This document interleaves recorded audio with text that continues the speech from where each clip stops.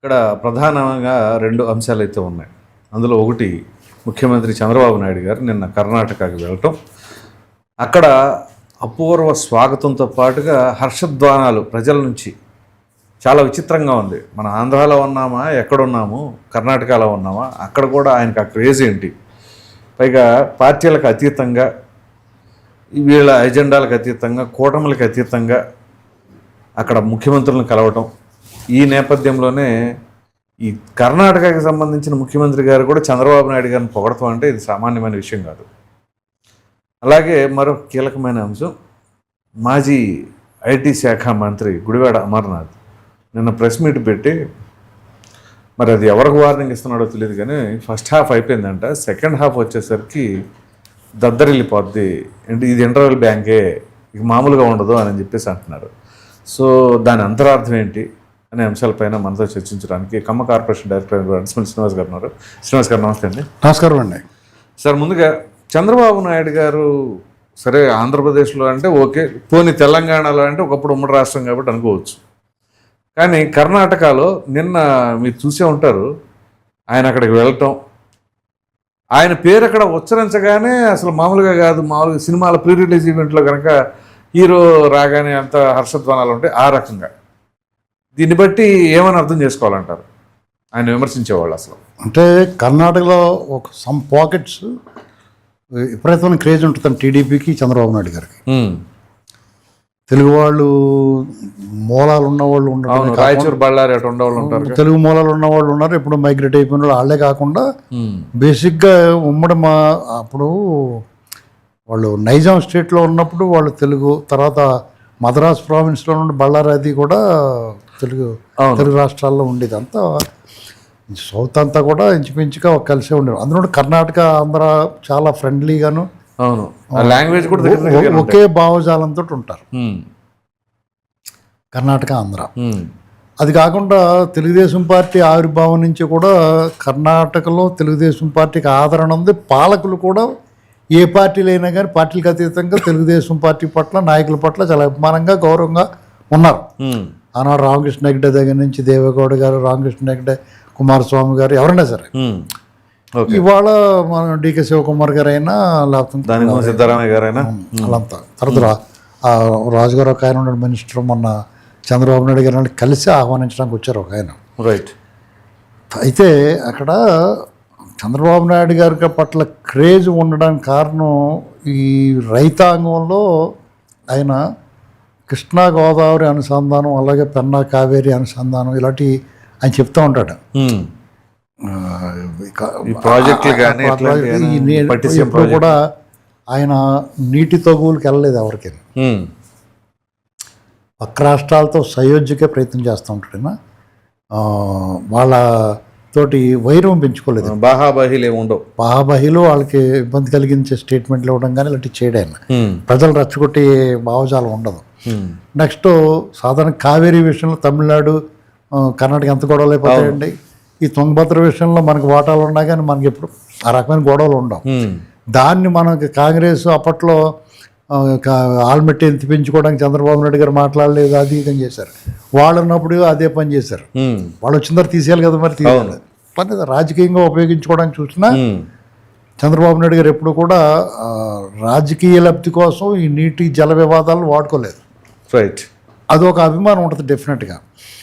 భావజాలం ప్రకారం కూడా తెలుగు మూలాలు ఉన్న వాళ్ళు ఉండటం కూడా కారణం చేత 36 నియోజకవర్గాల్లో కర్ణాటకలో తెలుగుదేశం ప్రభావం ఉంటుందండి. తెలుగు వాళ్ళు తెలుగుదేశం ప్రభావం ఉంటుంది. తెలుగు వాళ్ళ ప్రభావం అనుకోండి పోనీ 36-37 నియోజకవర్గాలు ఉన్నాయి. ఓకే. అది ఆంధ్ర వాళ్ళ అభిప్రాయం ఎలాగ ఉందో అక్కడ అలాగే ఉంటుంది. ఇప్పుడు మన ప్రస్తుతం కూటమి ప్రభుత్వానికి క్రేజ్ ఉంది, అక్కడ అదే ఉంటుంది సేమ్ సహజంగా. కాబట్టి ఇక్కడ ఆయనకు సహజంగానే క్రేజ్ ఉంటుంది. అంతకుముందు ఆయన ఓడిపోయి ఓటమి పాలైనప్పుడు కూడా ఆయన కుప్పం వెళ్ళాలంటే బెంగళూరు నుంచి వెళ్తాడు. ఆయన బెంగళూరు ఎయిర్పోర్ట్కి వెళ్ళిపోయి దగ్గర కదా ఎయిర్పోర్ట్, అక్కడి నుంచి కుప్పంకి బై రోడ్ వెళ్తారు. అప్పుడు కూడా ఆయన స్వాగత సత్కారాలు మన ఆంధ్రాలో జరిగిన దానికంటే ఎక్కువ జరుగుతూ ఉంటాయి. ఓకే. ఆయన రిసీవ్ చేసుకోవడం కానీ ఆయన ఇప్పుడు అసలు మన లోకేష్ గారు వెళ్ళినప్పుడు కూడా అసలు ఆయన సైనిక్ స్కూల్ ఓపెనింగ్ అప్పుడు లోకేష్ గారు వెళ్ళాడు, అవును. ఆ చందనూరు ఇవన్నీ తిరిగి వచ్చాడు ఆయన. అసలు ఓ రేంజ్ స్వాగతం లభించింది ఆయనకి. ఓకే. అందులోనూ 3 చీఫ్ మినిస్టర్లు, సౌత్కి సంబంధించి తెలంగాణ, ఆంధ్ర, కర్ణాటక సంబంధించిన చీఫ్ మినిస్టర్లో, అలాగే కేంద్ర మంత్రి పాటిల్ గారు వీళ్ళందరూ కూడా ఉండగా సమక్షంలో ఒక మంచి కార్యక్రమం జరిగిందన్న. ఒక సహృద్భావమైన వాతావరణంలో రాజకీయాలు పార్టీలకు అతీతంగా, అంటే కేంద్ర ప్రభుత్వంలో ఉన్న వాళ్ళు ఎన్డీఏ కూటమి ఉన్నది, ఎన్డీఏ కూటమిలో భాగపక్షం తెలుగుదేశం ఉంది, ఇండియా కూటమిలో భాగస్వామ్య పక్షం కాంగ్రెస్ పార్టీ. కూటమికి అతీతంగా నేను ఎన్ని రాజకీయాలకి కూటములకి అతీతంగా ఒక వేదిక, ఆ వేదిక నుంచి అన్ని కూడా పాజిటివ్ వర్డ్స్ వచ్చినాయి, రైట్, వైబ్రేషన్. అంటే సహజంగానే చంద్రబాబు నాయుడు గారిని అభిమానిస్తాడు రేవంత్ రెడ్డి గారు, అది మనకి సహజం, జగమేరుగుని సత్యం, దాన్ని ఎవడో దాయాల్సిన అవసరం లేదు. ఆయనకి సహజంగానే ఆయనకి సంతోషంగా సరదాగా ఉంటుంది. సార్ మా బాస్ అని చెప్పుకున్న అతను పక్కన ఒక సీఎం లైఫ్ టైం అచీవ్మెంట్. అంతేనండి, అది అరుదుగా ఎవరికి రాదు. అచీవ్మెంట్కి మనం దాన్ని అభినందించాలి. శిష్యుడు అనే వ్యక్తి రేవంత్ రెడ్డి గారిని ఏదో చంద్రబాబు నాయుడు శిష్యుడు అది ఇదని విక్రించకుండా ఆయన్ని మనం ఎలా మెచ్చుకోవాలంటే, ఒకానొకప్పుడు ఎవరికుంటా సార్ అచీవ్మెంట్, ఆయన దగ్గర ఎమ్మెల్యేగా చేసిన వ్యక్తి, అది ఆయన పక్కన ముఖ్యమంత్రిగా కూర్చో, అందులో తెలంగాణ రాష్ట్రానికి ముఖ్యమంత్రి కూర్చోవడం మాటలేం కాదండి. తెలంగాణలో మీకు ఇంకో విషయం చెప్పాలి, నేను 10th క్లాస్ చదువుతున్నప్పుడు చంద్రబాబు నాయుడు గారే సీఎం. ఇప్పుడు మా అబ్బాయి 10th క్లాసు, చంద్రబాబు నాయుడు గారే సీఎం. అది చూడండి. అది అలాగే డికే శివకుమార్ గారు కూడా చంద్రబాబు నాయుడు గారి పేరు తలవగానే ఆ జనం నుంచి వచ్చిన రెస్పాన్స్ చూస్తే ఆశ్చర్యం వేసింది.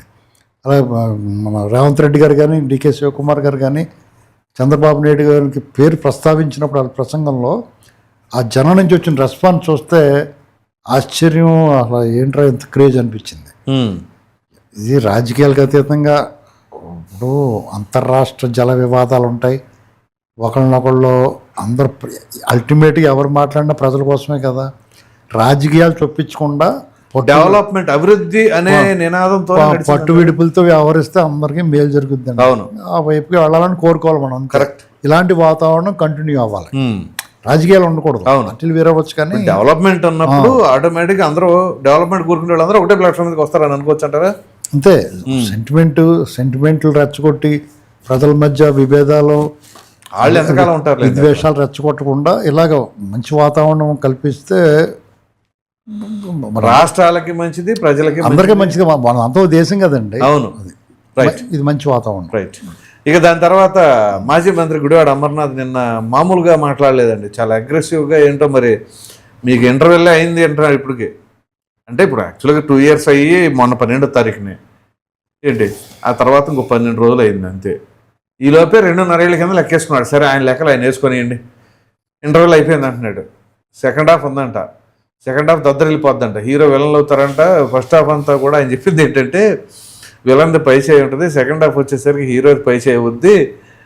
ఆ హీరో కూడా మళ్ళీ వేరే వాళ్ళు అటు ఇటు మారుతారేమో ఆయన చెబుతున్నారు. మా జగన్మోహన్ రెడ్డి గారే హీరో, ఇందులో మాదే పై చేయి అయిద్ది అని అంటున్నారు. ఏంటి మరి వాళ్ళది పై చేయి అయ్యేలాగా ఉందా, ఎట్లా దద్దరిల్లిపోద్ది అంటే ఎవరికి దద్దరిల్లిపోద్ది? మీ విశ్లేషణ. ఇలాంటి మాటలు వింటుంటే నాకు ఏమనిపిస్తుంది అంటే అండి, చాన్నాళ్ళ క్రితం, మరి మీరు ఏమన్నా చూసారు లేదు తెలియదు కానీ 30-33 ఏళ్ళు అవుద్ది. ఓకే. మనీ అనే సినిమా వచ్చింది. అందరూ బ్రహ్మానందం గారు వేసుకుని ఆ క్యారెక్టర్ గుర్తుకొస్తుంది ఎలక్ట్రానిక్ చూస్తే. అన్ని మాటలు మాట్లాడు, అంత కత్తి రామదాసు కాందాదా అని చెప్పేసి ఆ మాణిక్యం అనే బ్రోకర్ చేతిలో పడి గిలగలు కొట్టుకుంటాడు. అవునవును. అలాగా నాకు ఇలాంటి క్యారెక్టర్లు చూస్తే అవి గుర్తుకొస్తాయి. వీళ్ళు ఛాలెంజ్లు, సవాళ్ళు, వీళ్ళు వార్నింగ్లు అన్నీ చూస్తుంటే యాక్చువల్గా మేము అదే అంటున్నాం, దద్దరిల్లిపోద్దని. ఇంకా ఇంటర్వెల్ అవ్వలేదు, ఇంటర్వెల్ బ్యాంక్ ఉంది. ఇంకా ఇంటర్వెల్ బ్యాంక్ ముందు మంచి యాక్షన్ సీక్వెన్స్ ఉంటుంది. ప్రీ ఇంటర్వెల్ బ్యాంక్ ఒకటి ఉంటుంది, ప్రీ ఇంటర్వెల్ జరుగుతుంది. అవునవును. కారుమూరి నాగేశ్వరరావు వాళ్ళ కొడుకు వీళ్ళ అరెస్ట్ లో. తర్వాత ఇంటర్వెల్ బ్యాంక్ ఏంటంటే వీళ్ళ బాస్ అరెస్ట్ అవుతాడు రేపు. ఇంటర్వెల్ బ్యాంక్ కన్నా ముందే జరుగుద్ది. జరిగిన తర్వాత ఇంటర్వెల్ బ్యాంక్ వరకు అంతకు మించిన సర్ప్రైజులు ఇస్తారు. ఆహా. ఇంటర్వల్ బ్యాంక్ మరి జగన్మోహన్ రెడ్డి అరెస్ట్ అనేటువంటి సర్ప్రైజ్ కాదు ఇవాళ, ఎందుకంటే అది ఖాయమైపోయింది. సడన్గా కొత్త క్యారెక్టర్ వచ్చి అరెస్ట్ అయితే సర్ప్రైజ్, కానీ ఆల్రెడీ 2 ఏళ్ళ నుంచి ఎప్పుడు ఎదురు చూస్తాం క్యారెక్టర్ అయితే ఉంది. దర్యాప్తు జరుగుతుంది, ఆల్రెడీ అతని పేరు ఛార్జ్ షీట్లో ఉంది. ఇవాళ ఏ క్షణమైనా అతనికి పిలిచి లోపల దుప్పుతారు. అది పెద్ద సర్ప్రైజ్ ఏం కాదు, సర్ప్రైజ్ ఎలిమెంట్స్ ఉంటాయి, వేచి ఉండాలి మీరు. డెఫినెట్ గా సర్ప్రైజ్ ఎలిమెంట్స్ ఉంటాయి. అది మీరు ఇంటర్వెల్ బ్యాంక్, అది ఖచ్చితంగా ఇంటర్వెల్ తర్వాత అతను వెళ్ళిపోద్ది, అది అందులో అనుమానమే లేదు. అమర్నాథ్ గారు చెప్పిన దాంట్లో అతను ఏమనుకుని చెప్పాడో తెలియదు, కానీ నిజంగానే దత్తలు వెళ్తుంది ఇంటర్వెల్ తర్వాత. ఆయన చెప్పింది వాస్తవమే, అదే కాకపోతే క్యారెక్టర్ ఆయనకే తెలియదు. అదేది ఎవరికి దద్దరు వెళ్తుంది, ఎలా దద్దరు వెళ్తుంది అనేటువంటిది తెలుసుకోవాలి. ఎందుకంటే ఆయన మరి ఆ టైంకి లోపల ఉంటాడో బయట ఉంటాడో కూడా చూసుకోవాలి అతను. గుడివాడ అమర్నాథ్ ఎవరన్నా ఇప్పుడు ఏం చేశాడండి, వాళ్ళు ఒక్కొక్కళ్ళు కూడా 15 ఏళ్ళు లోపల ఉండి అన్ని తప్పులు చేశారు అందరూ. గుడివాడ అమర్నాథ్ ఎవరికే మినాయింపు లేదు. దద్దరు వెళ్ళిపోతాం అంటే ఎన్ని ఇతలు తీయటం మీద దద్దరు వెళ్ళిపోవటం అంటే అండి ఇప్పుడు వరకు చప్పగా ఉంది. అవును, మీకు అభివృద్ధి సంక్షేమం పథకాలు లేదా పెట్టుబడులు తీసుకురావటం అంటే ఆనాటి హృదయాల ఆనంద గీతం పాడుకున్నట్టు ఉంటది చప్పగానే. మరి సెకండ్ హాఫ్ ఎలా ఉంటది అంటే ఇక మామూలుగా కేజీఎఫ్ చూస్తారండి. మీ అభిమాని హీరో కృష్ణ గారు అగ్నిభారతం సినిమా లాగా ఉంటది. మరి ఖచ్చితంగా దద్దరు వెళ్ళిపోద్ది. ఎందుకు దద్దరు వెళ్ళదండి, ఎందుకు చేసిన తప్పులు మామూలు తప్పులు ఉన్నాయా? అంటే వీళ్ళ టార్గెట్ అంతా ఎట్లా ఉందంటే ఇప్పుడు నాకు అనిపిస్తుంది లా అండ్ ఆర్డర్ టార్గెట్. ఇప్పుడు వాళ్ళ స్కెచ్లన్నీ కూడా చాలా పురాతనమైన పాత మూడసాపరండి. ఆ సిలబస్ అంతా పాత తుప్పట్టిపోయిన సిలబస్ అండి. కాంతారావు రాజనాథ్ మీకు అవన్నీ జనాలు చూసి విసుకెత్తిపోయి ఆల్రెడీ రీసెంట్గా 19లో కూడా వాడారు వాళ్ళు. 19లో వాడినప్పుడు జనం పడ్డరంగున పడలేదు, వాళ్ళకున్న పరిస్థితుల్లో అతను ఒకసారి ఇచ్చారు. అవును, ఇచ్చిన తర్వాత అతను ఏం చేయడో చూశారు. అయిన తర్వాత అతను మామూలుగా జనం ఒక ప్రతిజ్ఞ తీసుకున్నారు, ఈ జనంలో ఈ ముఖానికి మనం ఓటేయకూడదని. ఇతను ఎన్ని పిల్లి మగ్గులు వేసినా ఎన్ని డ్రామాలు ఆడినా పని జరగదు, అది అతనికి తెలుసు. అందుకని ది సేమ్ ఓల్డ్ స్ట్రాటజీ, ఆ ఓల్డ్ డ్రామా, ఆ మోడస్ ఆపరండి, ఆ సిలబస్ అదే వాడుతున్నాడు. ఇటు కులాల మధ్య కుంపటే, మతాల మధ్య అసత్య ప్రచారాలు, ఉత్తి అభాండాలు బురద జల్లేయటం, ఇవన్నీ అసహ్యంగా లేదండి, తెలిసిపోవట్లేదా? చూడప్పుడు ఎంత అబ్సర్డ్గా మాట్లాడుతున్నారు వీళ్ళు, అడ్డగోలుగా మాట్లాడుతున్నారు అని చెప్పి తెలియట్లేదా మీకు? ఒక 2 నెలల నుంచి క్లియర్గా గమనించండి, వాడని అస్త్రం లేదండి. అది ప్రతి ఒక్కటి, అది ఒక ప్రొఫెసర్ దగ్గర నుంచి కావచ్చు, వేరే రాష్ట్రాల నుంచి కావచ్చు, వేరే అంశాలు కావచ్చు, పాస్టర్లు కావచ్చు, అసలు ఈ యాంగిల్లో ట్రై చేయలేదు అనడానికి లేదండి. ఇప్పుడు మీకు అన్ని వాడేసాడు, ఇంకేం అదే అన్న ఉన్న అస్త్రాలు మొత్తం వాడేసారు, ఇంకేం వాడతాడు? తోక ముడుచుకుని మూలకెళ్ళి కూర్చుంటాం. ఇన్ని వస్త్రాలు వాడినా ఏమీ వర్కౌట్ అవ్వలేదంటారు. వీళ్ళు చంద్రబాబు నాయుడు గారు సైలెంట్. ఇప్పుడు మీకు riders of the last arc అనే సినిమా వచ్చింది, ఇండియానా జోన్స్. ఓకే, అందులో మీకు ఆ జోన్స్ క్యారెక్టరు, ఇండియానా క్యారెక్టరు అలా చూస్తూ ఉంటాడు. వాడి ముందు ఒక అతను పెద్ద కరాటే మాస్టర్లో పిల్లల గిలగిరి తిప్పుతూ ఉంటాడు, కత్తులు గిత్తులు తిప్పుకుంటూ వస్తూ ఉంటాడు. ఫైనల్గా తుపాకీ తీసి డిస్కుని కాల్చేస్తాడు. వీళ్ళు ఇన్ని వేషాలు వేసినా ఇన్ని విన్యాసాలు చేస్తూ ఉంటారు.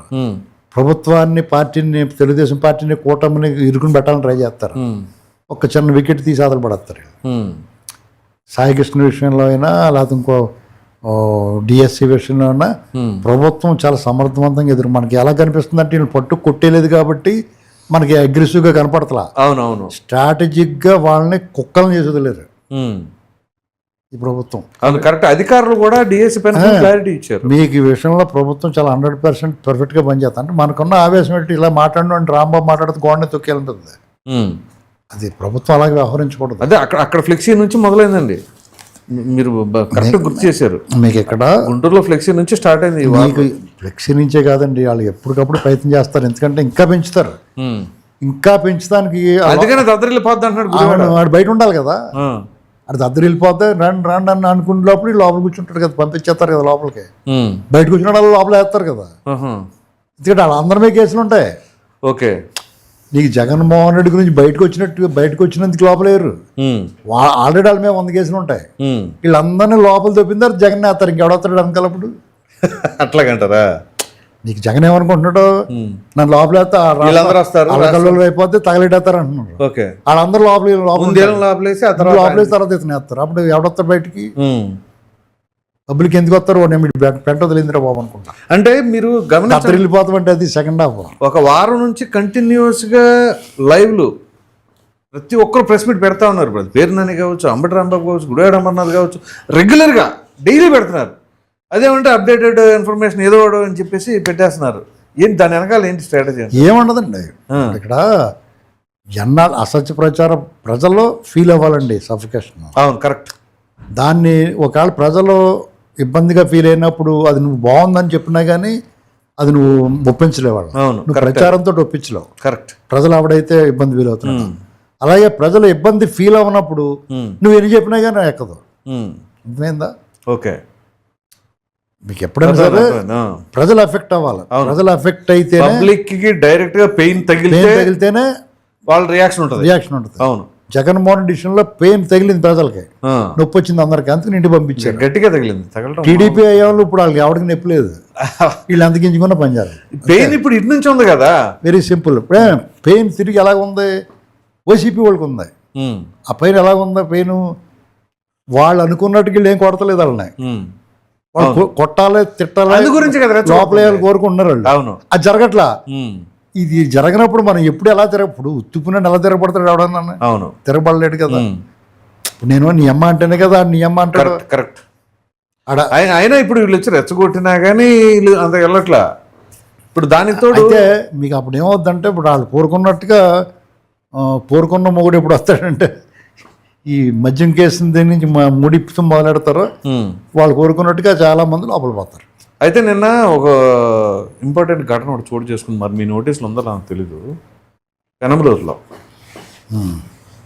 1983 నుంచి ఉన్నటువంటి టీడీపీ దెమ్మనే నిన్న పగలగొట్టారు వైసీపీ వాళ్ళు పెనమలూరులో. ఆ తర్వాత తీసుకెళ్ళి అతను అరెస్ట్ చేశారు అనుకోండి. అతని పేరు దేవభక్తిని చక్రవర్తి అని. అవును, తీసుకెళ్ళి అరెస్ట్ చేశారు. అధికారంలో ఉంది ఎవరు? First point.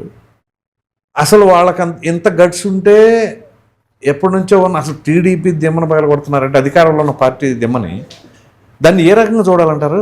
ఇప్పుడు ఏమండి, వాళ్ళందరూ కూడా నోటోరియస్ క్రిమినల్స్ అండి. వాళ్ళకి మంచి చెడు, సమాజం, కుటుంబం అన్నీ వదులుకున్నారు వాళ్ళు. వాళ్ళు అలాగే వస్తారు బయటికి. దాన్ని తట్టుకోవాలంతే. అంటే వాళ్ళ అధికారం మీకు భయం పెట్టలేకపోయారంటే దానికి అంతే ఉంటుంది, ఒక లిమిట్ ఏముంటుందని భయం పెట్టడానికి. ఏం చేయాలి ఇంకానే? ఇప్పుడు అన్నవడం తీసుకెళ్లారు, 4 పీకితే చచ్చాడు. సత్య ఎవడపోయాడు లోపలికి? మీరు చెప్పండి, మనం ఏమంటున్నాం ఇవాళ? అలా కొట్టేస్తారా మీరు అంటున్నారు. వాళ్ళు ఏమనుకో ముద్దెట్టుకుని కూల్ డ్రింక్ ఇచ్చి పంపిస్తా, నువ్వు కూల్ డ్రింక్ ఇచ్చి పంపిస్తావు జరిగినాయిగా. సార్ ఏం చేయాలి? ఎవరు తీసుకెళ్ళేటప్పుడు బిర్యానీ పెట్టారు. ఇప్పుడు మనం చేయాల్సింది ఏంటంటే, ఇలాంటి జగన్మోహన్ రెడ్డి లాంటి గ్యాంగులు రాజకీయాల్లో ఉన్నప్పుడు, గ్యాంగ్లే ఎన్ని, దానికి తగ్గట్టుగా ఆ లైక్ మైండెడ్ వాళ్ళు అందరూ అందులో ఉంటారు. అంతేగా, వాళ్ళని ఎన్నికల ద్వారానే దూరం పెట్టాలి అంతే. మనం పాలన పరంగా లా అండ్ ఆర్డర్ వాళ్ళు చూసుకుంటారు, పర్లేదు. లా అండ్ ఆర్డర్ అంటే లా అండ్ ఆర్డర్ స్ట్రిక్ట్గా లేకపోతే ఈ అడవి ఆటవికుల మధ్య మనం బతకగలమా మనం అసలు? అంటే ఈ బార్బేరియన్స్ వాళ్ళందరూ వాళ్ళ రూలింగ్లో ఉండగా మీరు దేవాలయంగా భావించే మీ పార్టీ కార్యాలయాన్ని ధ్వంసం చేశారు, కేంద్ర కార్యాలయాన్ని. ఇప్పుడు అధికారంలో ఉండగా దిమ్మను పగలగొట్టారంటే ఇంచుమించు దానికి దీనికి పెద్ద తేడా ఏమి లేదు. వాళ్ళు ఆ విషయంలో తెగించినట్టు తెడ్డేలేంగండి. ఏం చేస్తారు మీరు? మీరు ఏం చేయగలరు చెప్పండి. అని ఏం చేయాలి చెప్పండి? ఆ దేవభక్తి నన్ను చూసి నేను చూసి తేడలేక ఇంత పొడుగున్నా అని ఏం చేయాలి చెప్పండి? కుట్టి చంపేయాలా? కుట్టి చంపమని కుట్టి చంపేస్తే ఏం చేస్తారు? అదిగో సస్పెండ్ చేస్తారు. వాడు అనుకోవాలి ఏంటి దేవభక్తి. అయితే ఒకటి, కనమలూరు ఎమ్మెల్యే అంత పవర్ఫుల్గా ఏం లేడు. మొన్న అతను ఎవరో కూడా ఫోన్ చేసి అతను ఇష్టం అన్నట్టు తిడుతున్నాడు. అంటే ఈ లెక్కలో మరి అంటే దాని మీద కొద్ది సంయమనం పాటించాలి అతన్ని. అంటే అది కూడా లైక్ చేయరు పబ్లిక్. చూడటానికి అతను మంచి పవర్ఫుల్గా కనపడతాడు కానీ మరి ఎందుకు అలాగా అంత అంటే ఏమైనా ఉంచాలి మనం పైగా అంటే దాన్ని ఏమనుకుంటారంటే చేదగంతనం అనుకుంటారంటారా? చేతకంతనం అనుకోరు కానీ ఏదో దద్దమ్మలో ఉన్నాడు అనుకుంటారు. చూసి ఉన్నట్టు అదేలే. అంటే యాక్చువల్గా అతను పవర్ఫుల్గానే కనబడతాడు. అవునవును, ఓడిపోయినప్పుడు కూడా ధైర్యంగా ఇంటి గట్టిగానే బండి వేసుకుని వెళ్ళాడు. అవునవును, ఓడిపోయి కృంగిపోయి ఇంట్లో పడుకోలేదు. లేదు లేదు, బయట బాగానే బాగా తిరిగాడు అతను. అవును. మరి అతను ఎవరో ఫోన్లో వార్నింగ్ ఇచ్చాడు రావడం అంటే ఏదో అరెస్ట్ చేశారనుకో, ఈ నిన్న జెండాదేం పగలు కొట్టాడంటే మరి ఆ ఊళ్ళో పరిస్థితి ఏంటో చూసుకోవాలి. మరి ఎందుకంటే అలాంటివి జరిగితే అతను మైనస్ రేపొద్దున టికెట్ అతనికి ఇచ్చేటప్పుడు ఎంతకన్నా పవర్ఫుల్గా ఇద్దాం అనుకుంటారు. అంటే యాక్చువల్గా మొన్న ఒక సీన్ జరిగిందండి బోడే ప్రసాద్ గారిది. ఏంటంటే ఆయన కంకిపాడు నుంచి వస్తున్నారంట, ఎదురు ఆర్టీసీ బస్సు వెళ్తుంది, మహిళలు ఎవరో చేయెత్తితే ఆపల. చాలా మంచి పని చేశాడు, ఆపి చాలా మర్యాదగా. ఈయన మళ్ళీ ఆ బస్సును ఓవర్టేక్ చేసి వెళ్ళి ఆపి ఆ డ్రైవర్ని పెట్టి మళ్ళీ వెనక్కి తెప్పించి వాళ్ళని ఎక్కించేది. ఆయన చాలా మర్యాదగా అడిగాడు. కరెక్ట్, అదే అంట, రుబాబు చేయకుండా. ఇప్పుడు సాధారణంగా అయితే నీకు అక్కడ అదే చెప్తున్నాను. ఇప్పుడు అతను సాఫ్ట్ గా నేను ఎమ్మెల్యేని రేటర్ అను అని అది అనుకో, చూడటానికి మన పవర్ఫుల్గా సినిమాల్లో గిట్టిగా బాగుంటుంది కానీ అట్ట అవుతారు అవతల ఉద్యోగం. అవును అవును. కానీ నన్ను అడిగితే ఆ పాలసీయే కరెక్ట్. మనం దద్దం అనుకున్నా ఏమనుకున్నా. అవును, అదే అన్న, మంచితనంతో గెలవాలనే అంటే చూడటానికి అది అట్రాక్టివ్గా ఉండదు పాలిటిక్స్. పబ్లిక్ ఎక్స్పెక్టేషన్ అంటే ఆ పార్టీ శ్రేణులో కార్యకర్తల ఎక్స్పెక్టేషన్స్ ఉంటాయి. ఇప్పుడు అట్రాక్టివ్ పాలిటిక్స్ అంటే చింతనేని ప్రభాకర్లా చేత చెయ్యి అంటున్నారు కదా. అదే అన్న, ఇది ఎలాగ కత్తికి రెండు వైపులో చాలా బ్యాలెన్స్డ్గా ఉండాలి. సో అదే అంటున్నా, ఇవన్నీ ఏంటి అంటే లా అండ్ ఆర్డర్ని ఇంటరప్ట్ చేయడానికి ప్రధానంగా అమరావతి పరిధిలో సేమ్. Yes exactly. ఎలాగంటే మీకు ఏదో గొడవ సృష్టించాలి, ఏదో గొడవ చేయాలి, వీళ్ళు ఈదులోకి లాగాలి, ఏడవాలి అని లెక్క. వీళ్ళు చాలా జాగ్రత్తగా ఉన్నారు. అదే కదా ప్రాబ్లం. ఇప్పుడు మీరు చెప్తున్న లెక్క ప్రకారం బోడే ప్రసాద్ ఫాలో అవుతున్న స్ట్రాటజీనే కరెక్ట్ అని అనుకోవట్లేదు ఇప్పుడు. ఎందుకంటే వాళ్ళు టెంప్ట్ చేస్తున్నారు. మీకు విషయం చెప్తున్నానండి, world's best strategy defence. Right. ఆత్మరక్షణే మెరుగైన వ్యూహం. ఇప్పుడు పాకిస్తాన్ బౌలర్లు ఉంటారు, క్రికెట్ మ్యాచ్ ఆడేటప్పుడు కావాలని రెచ్చగొడతారు ఇష్టాంతిగా. అప్పుడు వాళ్ళు రెచ్చిపోకుండా సంయమనంతో ఉంటేనే వికెట్ కాపాడుకోగలుగుతారు. అలా కాదు ఈడు ఎట్ట అవుతాడని చెప్పేసి వీళ్ళు రెచ్చిపోయారు అనుకోండి, అవుట్ అయిపోతారు. అదే వాళ్ళ స్ట్రాటజీ. సో అట్లాంటి స్ట్రాటజీలో వీళ్ళు పడకుండా ఉంటున్నారు అనుకోవచ్చు అంటారా? అవును, అంతే. అదొకటి. బాల్ బ్యాడ్మింటన్లో మీకు బాగుంటుంది ఇది. ఇప్పుడు బాల్ బ్యాడ్మింటన్లో షాట్లు కొడతారు కదా, ప్రతి బాల్ షాట్ కొడతారు. అవునవును. చూడటానికి చాలా అట్రాక్టివ్ గాను. తెలుసా మీకు బాల్ బ్యాడ్మింటన్ చూసారు సార్? మీకు అది చాలా అట్రాక్టివ్. 5-5 ఆడతారు. ఆడినప్పుడు చాలా అట్రాక్టివ్గా ఉంటుంది గేమ్. అది బాల్ స్పిన్ అని, స్కై బాల్ అని, నెట్ రాసుకుంటా షాట్లు కొడుతూ ఉంటారు. అది చూడటానికి అట్రాక్టివ్గా ఉంటుంది. కానీ అందులో 50% ఫెయిల్ అవుతాయి. ఎంత మంచి ఆటగాడికైనా 50% ఫెయిల్ అవుతాయి. డిఫెన్స్ ఆడేవాళ్ళు ఏంటంటే షాట్లు కొట్టరాళ్ళు. ఆ వచ్చిన బాల్ జాగ్రత్తగా దాని డిఫెన్స్ ఆ షాట్లు కొట్టిన బాల్ ఎత్తే అవతల పడతారు. అవునవును, వాళ్ళకి వెళ్తారు. రైట్. ఇప్పుడు సో అదే ఫార్ములా ఇక్కడ వర్కౌట్ అవుతుంది అంటారు. Right sir, thank you.